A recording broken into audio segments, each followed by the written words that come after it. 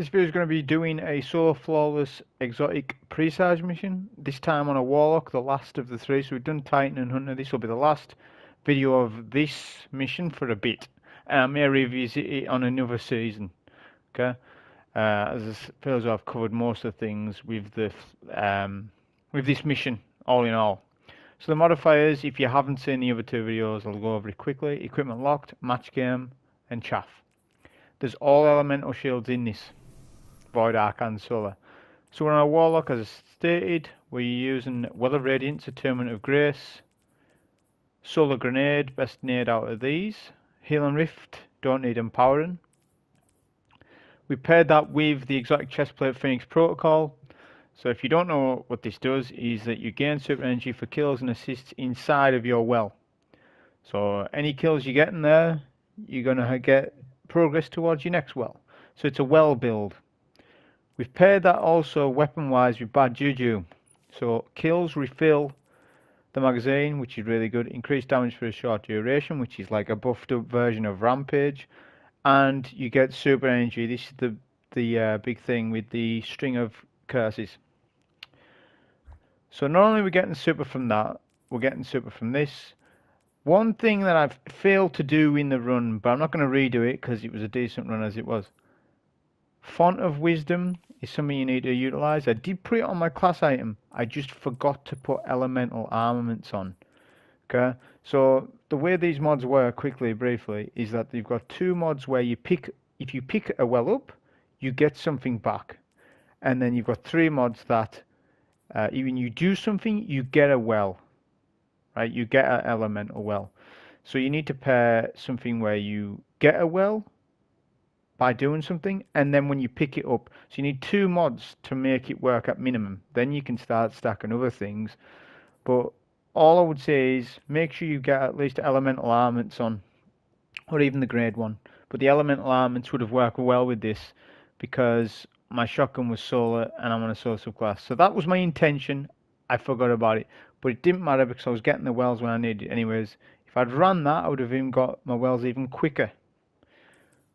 But as I say, Font of Wisdom, top tier perks, it increases your intellect. But anyways, in terms of armor mods, on our helmet we have hands-on, Lucent Blade, sword ammo finder. On the gauntlets, impact, induction, and overload SMG with a charged up charge of light mod because we've got Lucent Blade. Then we've got a concussive dampener, solar damage resistance, which helps against the boss and other things. A shield break charge, that's our main way of getting charge of light. With a sword scavenger, recuperation for health regen on orb generation. And then passive guard and Font of Wisdom. And of course, as I said, you would put on elemental armaments, which I forgot to do. And then that would be your build set. Weapon wise, as I said, we got bad Juju, a solar shotgun. I could have went for a cell build, but I would rather have done what we were doing here. I could have stuck a global reach on, Wrath of Rasputin, and went that way, but the shotgun's purpose mainly is just to take down solar shields and captains. We want more damage from our sword and stuff. If you want to run a cell build on top, you could have done that. I could have done shield break charge, Lucent Blade, then a global reach, Wrath of Rasputin, and went that way. But we opted for a different type of way. And our sword fall and guillotine, which we all know what this can do.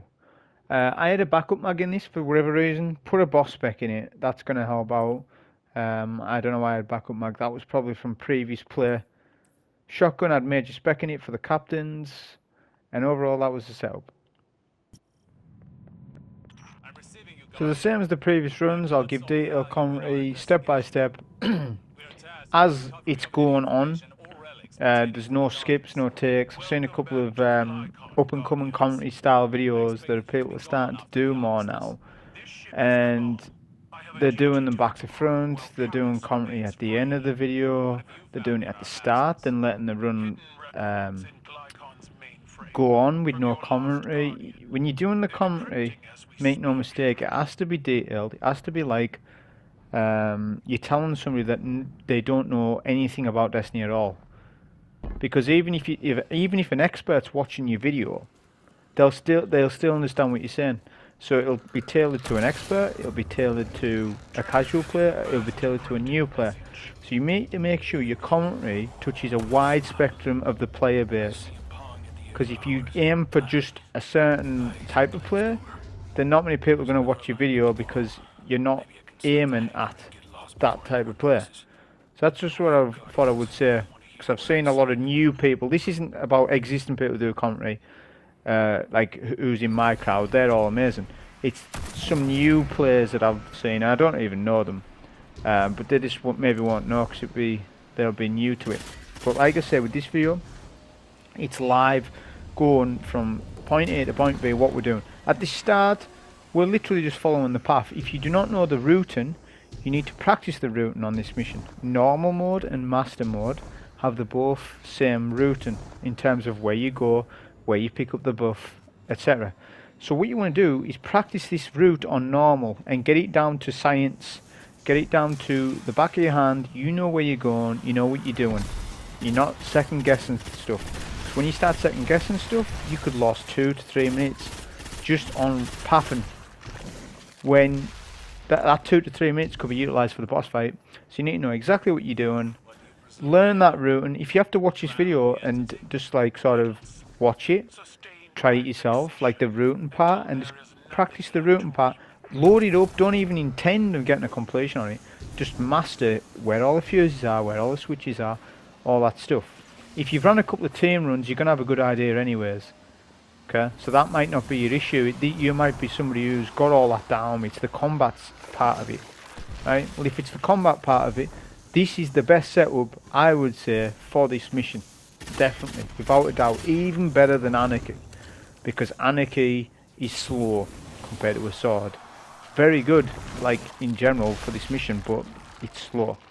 This you're going to have a lot more time to clear ads, to do boss damage, all that stuff. Not only that, you're using Radiance build with bad Juju, as I mentioned. Could have used the Font of Wisdom, but I forgot to put elemental armaments on. Make sure you do. Because we've got a solar shotgun on and it would be perfect for it.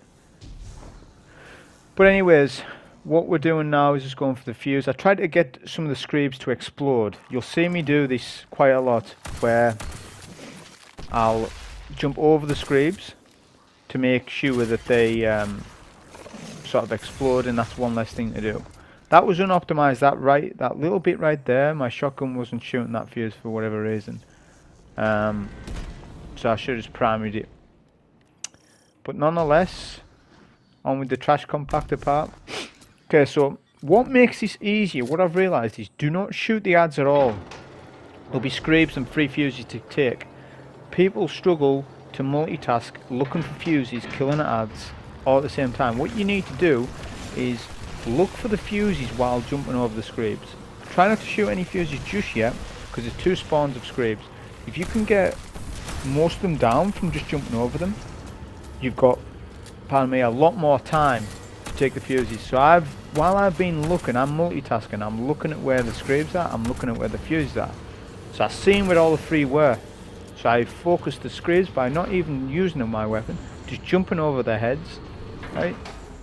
That then explodes them. If you're in doubt, equip your sword when you're jumping over them, because at least you've got passive guard buff then. Because passive guard doesn't tell you that it's up, but it's up when your sword is equipped. On this section you want to take the 2 snipers at the back first with your sword, have it equipped because you need that damage resistance. Then you want to do a well radiance in middle. I've done mine a little bit late, so you want to do it a little bit sooner. Just make sure it's in middle because all the ads will group up anyways, regardless of your well radiance placement. The captains might not, but try and get those if you can, because they do a lot of tether situations. Now we're just going to sit in our well. As you can see, I've got my well radiance back. We're 90%. So it's well worth using a well here, because you're going to get it back anyways for the next part. The only captain that won't push you is this one here. That's fine. We can just take him. By the way as well, my shotgun, Ikelos Shotgun, has trench barrel on it. There's also the 7 Seraph CQC shotgun that has trench barrel on it. Or even a vorpal weapon shotgun. Any shotgun that you like that's solar will work really well for the solar captains at the farm boss fight. And it also works really well for ad clear and stuff. Like I say, you could go even a War Mine Cell build / Lucent Blade Shield Break Charge type thing. I could have done that. There's options.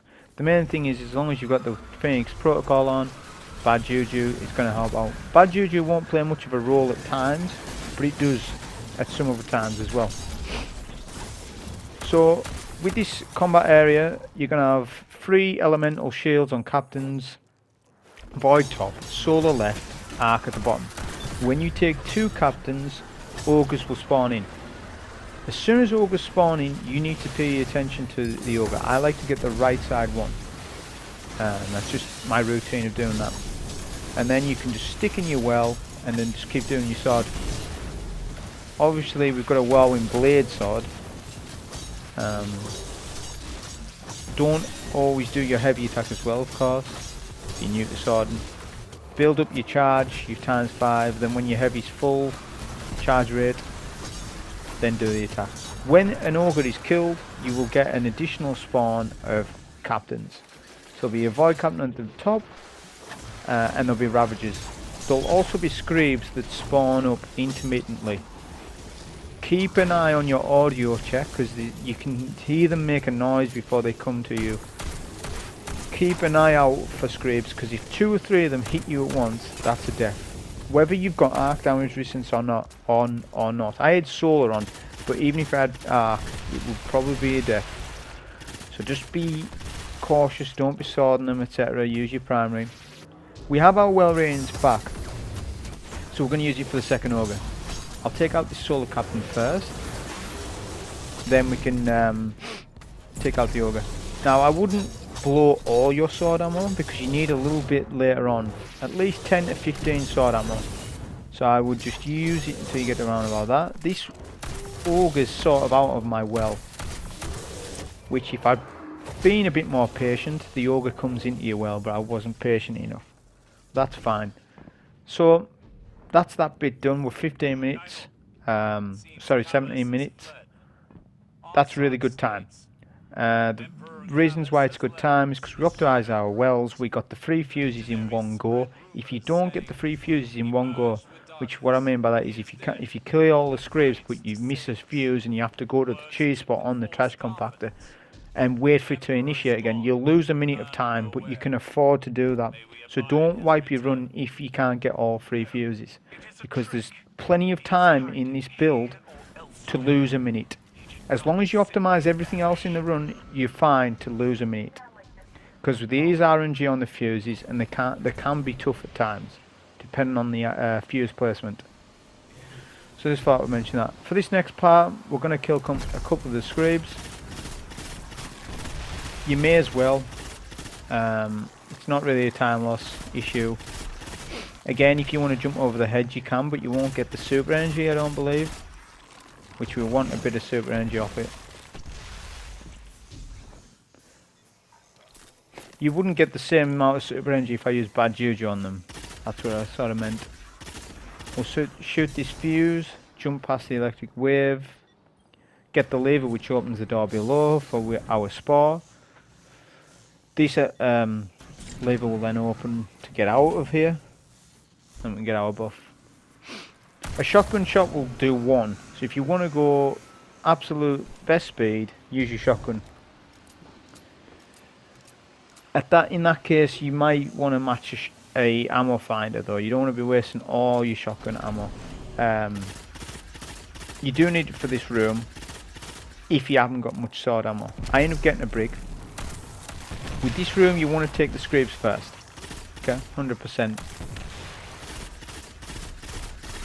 Bad Juju struggles with orange bars. It's good on red bars, but it does struggle without the buff. That's one thing I've noticed with the gun. But overall, it is a very good weapon on trash mobs and getting your super back. We're going to take out these captains at the back of the map first. We'll do a healing here because just to be safe. We've got a bit of sword ammo, so we'll use that to quickly optimize the room, get the lever, go for the turret down below. Use either your shotgun or your sword, whichever. Whatever's good to you. We get our buff, and then we're down to the maze part. The maze part's not very difficult. You just need to remember to shoot the double doors. The single doors and double doors, and you'll see what I mean. So right now in front of me there's a single door, don't shoot it. Single door right there. There's double doors. So the double doors are the route, that's the route you want to take. Okay? So you can shoot these double doors in advance, then you can go for your spar buff, and then literally all it is straight forward and your first left. Take your first left, and then jump over the screeb, and that's the maze done. Easy peasy. As long as you know the route, you're good. It's just straightforward left. That will then bring you into the room that we were at previously, which means we can get this spar buff, and it opens this door. Basically, that's what all that was for. We have a well of Radiance as well, so we'll utilise it here because we are able to refill all our ammo at the boss fight because there's a raid banner. Take out the screebs first if you can, all of them. I think I leave one up. Try not to though, because it can be problems. We'll do a well right here, and then just take out the ogres.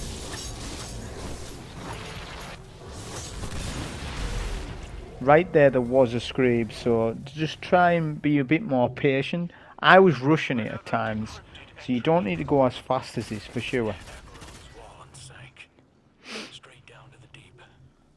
Go for one of the last spores. There's not much now until the final boss.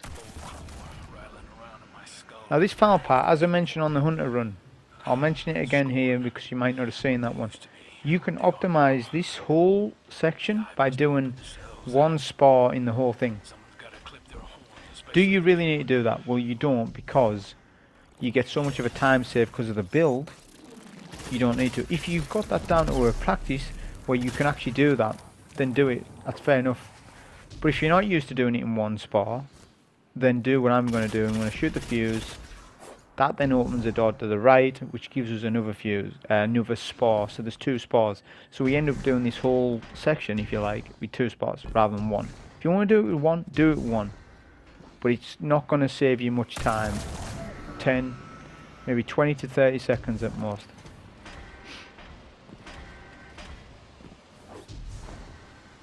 Which if you're confident enough at the boss, you don't need that. That's fine. Got the second spot. I like to stagger this sniper because if he hits you twice, he can kill you or get close. That'll stagger him with one swipe, and then we go to the rear banner. Obviously you want to put a rear banner in.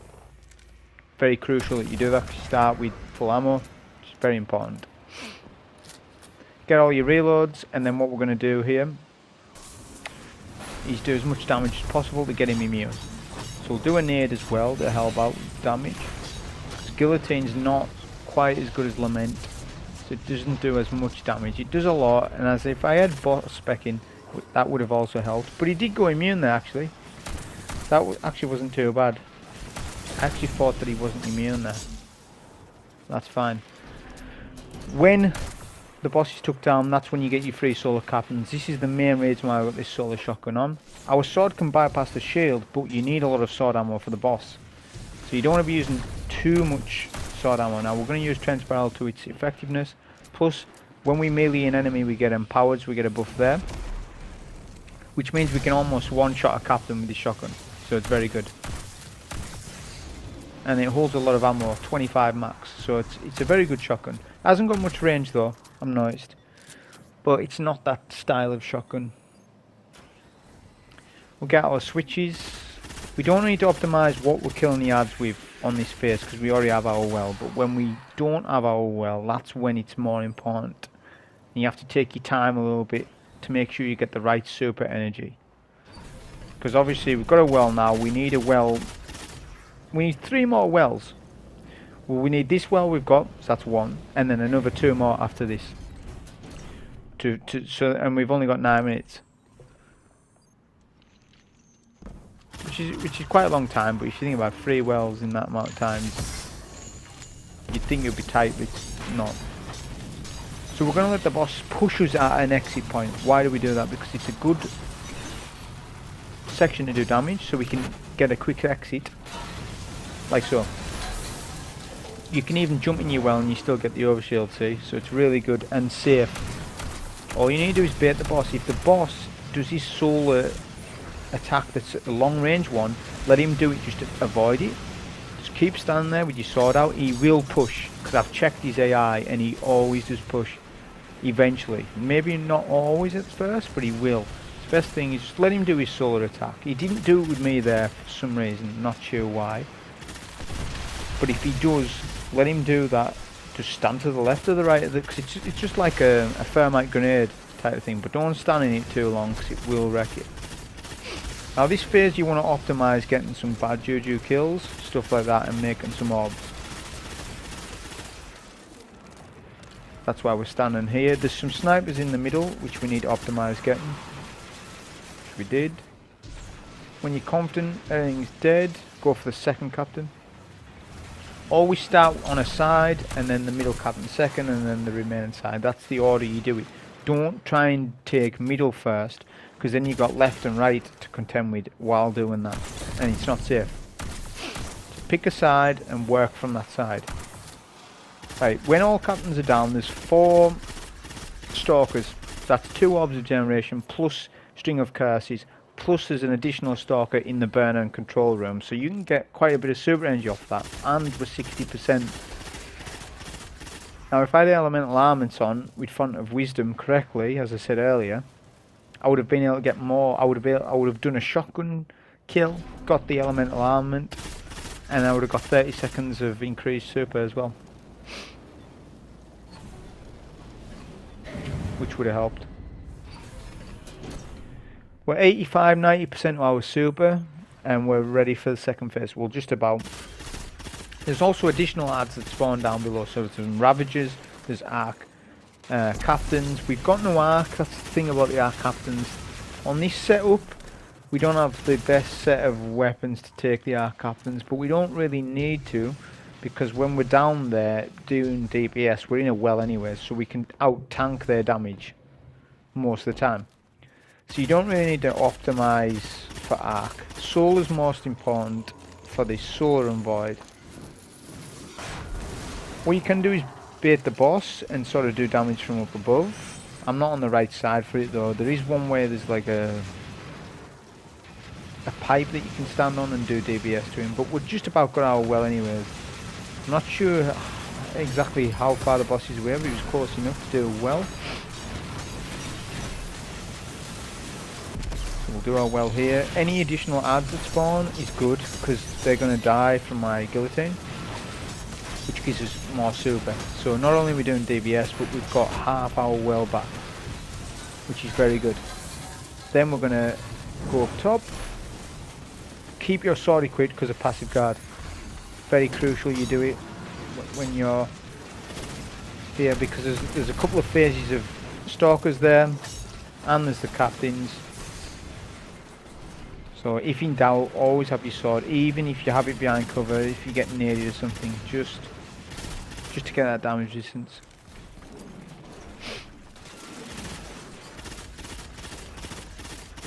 Now we're going to optimise getting some super energy. We're low on sword ammo as well, and shotgun, but generally when you're low like that, your ammo finders should kick in, which they did. And the scavenger helps out massively. I mean, if you put scavengers on, you're getting 20-30 sword ammo per brick. That's nearly half your sword ammo. That's why they're so good. Screebs spawn on the final phase. Use that to your advantage. Get the additional super off them by using bad Juju. Because the red bars, they just get melted by Juju. Get the middle captain. Go for our empowered buff.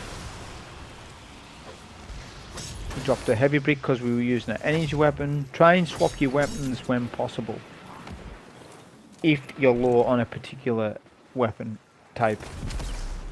Use our solar nade for here, which really helps out to take the captains. We don't need much shotgun ammo now, we're done with it.